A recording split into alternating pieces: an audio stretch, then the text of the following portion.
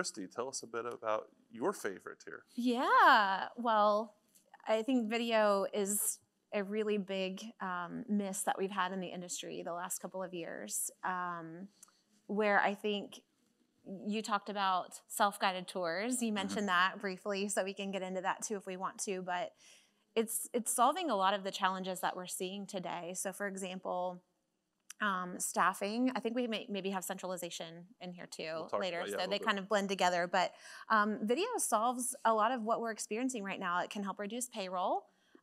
We see, for example, people who take a remote tour. So this is a lot of what we did during the pandemic. Nobody was visiting properties, and you're on your phone and you're either Zooming or FaceTiming with that prospect and sort of showing them around the unit on video. Those take about 14 minutes on average, whereas an in-person tour takes 45 minutes on average. The funny thing there, why I think it's a missed opportunity, is I put a poll out to Multifamily Insiders a while back, and I asked everyone who works on site, I said, do you use your personal phone for work purposes? Even if your organization says, do not use it for work. A lot of companies still have this policy where you cannot use your phone at work because they don't want to have to figure out, do we have to reimburse the employee for their phone bill or pay a portion of that? You know, you get into some complicated issues there, but 92% of the people said, yes, we're using our personal phones. And that was maintenance too. Maintenance, operations, leasing teams, and they're doing it because it's convenient. If someone told me I could not use my phone to respond to an email and I had to get on my work phone, or it's an interruption to my workflow. And so what happens though is you have people on site who are using their phones, and they are using video to communicate with your residents, to talk with your prospects, to tour them through units. But as owners and operators and developers, you have no insight into that data. It's very disconnected from our day-to-day operations. So when even if we go back to the pandemic, and if I ask most people, how did you tour people through your units remotely? I ask them that still today. You still have renters who move from out of town and can't physically visit the property. And I'll say, well, how are you doing that? How are you connecting with these people? And they say, we're either Zooming or FaceTiming. But Zoom was built for meetings. It was not built for real estate tours. And if you're FaceTiming, not everyone has an Apple device. Not everyone, if you've got maybe some older demographics, they're not used to doing that. Some people call on Facebook Messenger. And then you have your teams using their personal cell phone numbers. There's a whole lack of privacy for leasing teams. I don't know why we'd want to do that. But anyway, we could go on and on about this. So I think this is a big opportunity for us to centralize not just our leasing processes, which we'll talk about, but our video strategy. And we are essentially losing money when we don't have this centralized and we don't have a good way to track it. The other thing that's happening is there are a lot of, I call them young leasing people. They're not all young, but my days in leasing were a long time ago, so they feel like they could be my children. But they're young, and most of these kids, so to speak, are creating their own content in their personal life. They are the ones who are TikToking. They've grown up with video, and so it's natural for them. And a lot of them are, again, using their phone to create video on property. But what happens is we also have incredibly high turnover in the industry. And when that agent walks away from your property with that great video of your one bedroom, that would be great for your website and the rest of your marketing stack, the video just walked away with that person. So this is where I think we have a big opportunity, not just for savings, but also to enhance everything else that we're doing.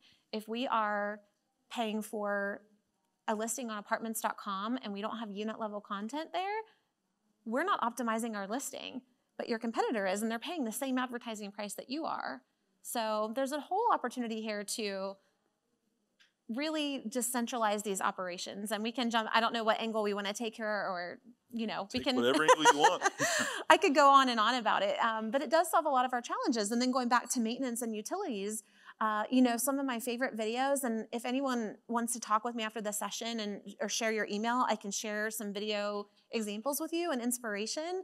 I have a playlist I can share with you, but talk about smart locks and smart thermostats. We have service teams who are creating videos, these how-to videos, and then the leasing staff and the manager, they're not explaining this over and over again at move-in. It's that resident gets a move-in playlist, and it's how to operate all of these things in your apartment. Mm-hmm. So again, we're short-staffed, and we have less people, and sometimes we're not replacing those people because we're a little conservative with budgets these days. We're trying to save on payroll, and so this is a way that you can accomplish all of that with technology, but not deter the service to the renter on their end. They don't feel that lack of service, essentially.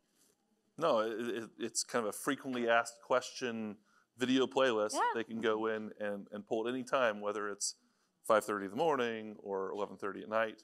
They don't have to, they can consume that video on demand, which is what most of our residents are used to. Yeah, the other side of it too is, I mean, we're seeing still, and so I think even here in Charlotte, I met with a regional manager last night for dinner, and she's still giving double-digit rent increases on her renewals. And so she really has to sell the value of this community. Talk about future benefit selling. We've got a service technician, and after he completes a work order in a unit, he pulls his phone out and he creates a 9.8-second video, and he just says, "Hey, I'm Tony. I was in here today, changed your furnace filter," and he kind of shows what he did. And then he's attaching that to a QR code, and that is what gets sent as follow-up to that renter. So whether you are still leaving paper copies of work orders in the unit, whether you're texting them, "Hey, your service request has been completed," or emailing them, they're getting this video from Tony. His face is front and center. And so you just created more value, and the renter perceives that it took him more time to create and do that specifically for them than what it really did. Yeah.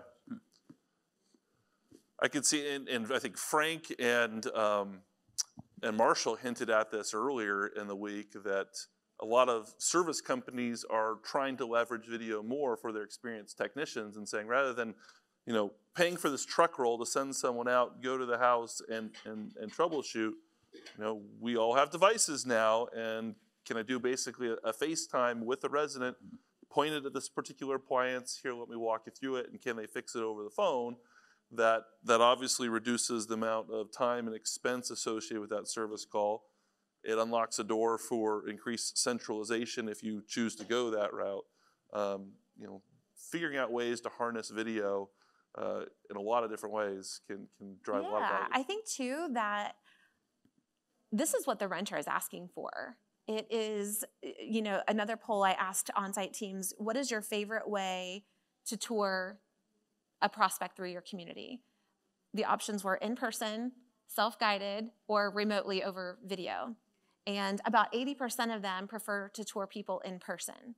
Does not surprise me. We are people. We like to build a relationship in person. I like to physically be at the conferences, shaking hands and just building those relationships. So it doesn't surprise me that they want to tour people that way. Mm-hmm. But then if you look at both Satisfax, Zillow just had this out in their renter report in the last month or so, but about 60% of renters are saying that they would rent sight unseen with just a video or a remote tour. So we are forcing people to do business the way that we like to do it. Right. And it's not saying, some people do want to go in person. My grandma loves to go to the grocery store and walk up and down the aisles every day. She's bored. That is what she likes to do. I personally am a busy mom. Yeah. It's delivery. It's like order online and get it delivered. Yep. And now that the pandemic is over, my grocery store didn't take those options away. I hear from people, well, our offices are open. Okay, and you still have renters who they don't want to come during their lunch break. And the other point that I'll make here before we wrap up is renters have gotten really savvy as to how well our markets are performing lately. Our occupancies have been very high the last couple of years. And when they find a community and a unit that they like, they know availability is low. And so if they call this morning and say, hey, I'm interested in this unit that I saw online, and they can't get there to tour until they're off work at 5 or 6 o'clock, they know someone else is probably going to come during the day and take this unit that they loved online. So they're more willing, again, to rent virtually, via video, whatever it might be, because they don't want to miss out on that unit either. So I think it sped things up with them. The car market is like this right now. I mean, I essentially bought a car over with a video walkthrough because I knew it was going to be gone if I didn't. Yes. So I think part of it is they're really savvy to that, and we have to be open to just giving them options to tour whatever way they want to tour, whether it's self-guided or not. And self-guided is another whole, I think it lends itself to the centralization chat, but. Yeah. a parallel that I see as an instructor at a university, we've got this rising generation who went through COVID and the pandemic, who were forced to figure out how does video work into a lot of different aspects of our life.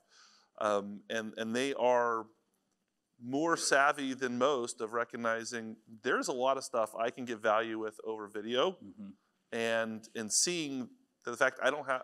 So here's an example that coming out of COVID, I've continued to teach hybrid, where I tell my students, you can show up in person if you want, because there's a demographic who needs that in-person learning.